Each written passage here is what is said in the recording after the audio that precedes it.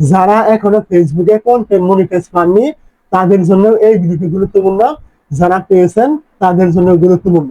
তার কারণ ধরুন আমি কথা বলছি, আপনি কন্টেন্ট মনিটাইজ পেয়েছেন, আর যারা পাননি আজ হোক বা কাল হোক, দুদিন আগে বা পরে, এইখানে আপনি সঠিকভাবে কাজ করলে আপনি পাবেন। কিন্তু পাওয়ার পরে যদি আপনি 4টা ভুল করেন, তাহলে আপনার কন্টেন্ট মনিটাইজ পাওয়া এবং না পাওয়া একই কথা, পুরো কাজে কিন্তু আপনার আসবে না।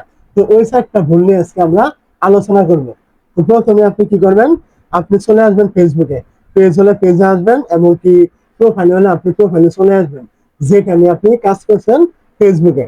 তো প্রোফাইলে বা পেজে চলে আসার পর আপনি কি করবেন, এইখান থেকে দেখতে পাবেন এই যে আপনার প্রোফাইল আইকন থাকবে কর্নারে, আপনি প্রথমেই এই প্রোফাইল আইকনে ক্লিক করবেন। যখন আপনি এই জায়গায় ক্লিক করবেন, এখান থেকে দেখতে পাবেন ড্যাশবোর্ড নামে একটা অপশন, আপনি এখানে ক্লিক করবেন। যখন আপনি এই জায়গায় ক্লিক করবেন, এইখান থেকে আপনি দেখতে পাবেন আপনার উপরে এরকম নাম শো করবে, আইডি বা পেজ, আপনি এইখানে ক্লিক করবেন। তো নামের উপরে ক্লিক করার পরে এখান থেকে আপনি নিচে দেখতে পাবেন পেজ রেকমেন্ডেশন অথবা প্রোফাইল রেকমেন্ডেশন, আপনি এইখানে একটা ক্লিক করবেন। যখন আপনি এই জায়গায় ক্লিক করবেন, তো এখন আপনি এইখান থেকে একটু নিচের দিকে চলে আসবেন। নিচের দিকে চলে আসার পরে এখান থেকে পেয়ে যাবেন রেকমেন্ডেশন নামে একটি অপশন, এইখানে ক্লিক করবেন। এই জায়গায় ক্লিক করার পর এইখান থেকে আপনি দেখতে পাচ্ছেন আপনাকে প্রথমে বলা হয়েছে আপনি এইখান থেকে কন্টেন্ট মনিটাইজ পাওয়ার পরে সবার আগে আপনাকে ওই কন্টেন্ট মনিটাইজের আপনার রুলস কিন্তু মানতে হবে। এখানে অনেক বিষয় দেওয়া হয়েছে, আপনার কমিউনিটি স্ট্যান্ডার্ড, তারপরে এখান থেকে আপনার অ্যাড পলিসি, তারপরে আপনার এখান থেকে বলা হয়েছে রেকমেন্ডেশন রিকোয়ারমেন্ট, এরকম কিছু বিষয় আপনাকে মানতে হবে। এক কথায় ফেসবুকের সমস্ত নিয়ম কানুন আপনাকে মেনে এখানে কাজ করতে হবে, যদি আপনি কন্টেন্ট মনিটাইজটা টিকিয়ে রাখতে চান সবার আগে। তারপরে এখান থেকে একটু নিচে চলে আসবে, দ্বিতীয় যে আপনার ভুলটা করা যাবে না সেটা হলো এখান থেকে দেখতে পাচ্ছেন sensitive or low quality content. যেমন হতে পারে আপনি এমন ভিডিও দিয়েছেন সেটা ব্যবসায়িক কোনো ক্ষতিকারক, বা লোকজনের ব্যবসা করলে তাদের ক্ষতি হতে পারে, বা এরকম কোনো বিষয় আপনি দিয়েছেন, অথবা স্বাস্থ্যের জন্য ক্ষতিকারক, এরকম কোনো টপিক আপনি দিয়ে ফেলেছেন আপনার এই পেজে বা আইডিতে। যদি আপনি এরকম না করেন, তাহলে কিন্তু আপনার এই যে রেকমেন্ডেশন রয়েছে এটা কিন্তু আপনার ফেসবুক তুলে নিবে, যদি আপনি এই ভুলগুলো করে থাকেন। এমন কোনো ভিডিও আপনি দিয়ে থাকেন যেগুলো আপনার লোকজনের ক্ষতি হয় ওই আপনার ভিডিও দ্বারা, যদি এগুলো দেন তাহলে আপনার আইডি বা পেজের রেকমেন্ডেশন তুলে নিবে ফেসবুক।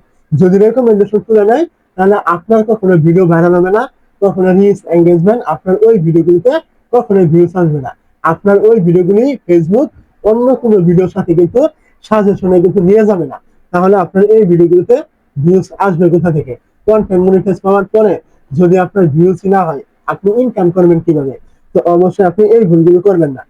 তারপরে এখান থেকে দেখতে পাচ্ছেন 3 নম্বরে এখান থেকে বলা হয়েছে আরো একটি বিষয়, ক্লিক বেট কন্টেন্ট। মানে আমরা এমন অনেকে রয়েছে চালাক প্রকৃতির, তারা করে কি ভিউজ বানানোর জন্য থাম্বনেলে দেয় একটা, টাইটেলে দেয় আরেকটা, ভিডিওতে বলে আরেকটা।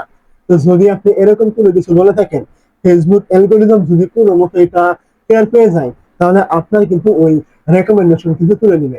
রেকমেন্ডেশন তুলে নিলে আমি আগে বলেছিলাম আপনার কি কি সমস্যা আপনি সম্মুখীন হবেন। তারপরে এখান থেকে দেখতে পাচ্ছেন আরেকটা বিষয় বলা হয়েছে ফলস এন্ড মিসলিডিং ইনফরমেশন। মানে মিথ্যা কোনো গুজব আপনি এখান থেকে ছড়াবেন না, এমন কোনো বিষয় যেগুলো কোনো রকম সত্যতাই নেই।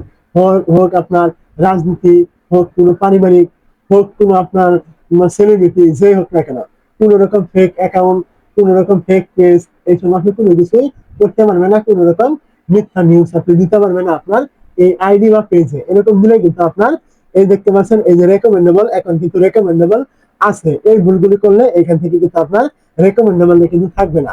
এটা না থাকলে আপনার ভিডিও কখনোই ভিউজ হবে না, রিচ এঙ্গেজমেন্ট পাবে না, আপনার ভিডিও ভাইরাল হবে না। তাহলে আপনার ইনকাম হবে কোথা থেকে? আপনি কন্টেন্ট মনিটাইজ পেয়ে আপনি কি করবেন? অবশ্যই 4টা ভুলের কথা আপনি বুঝতে পেরেছেন।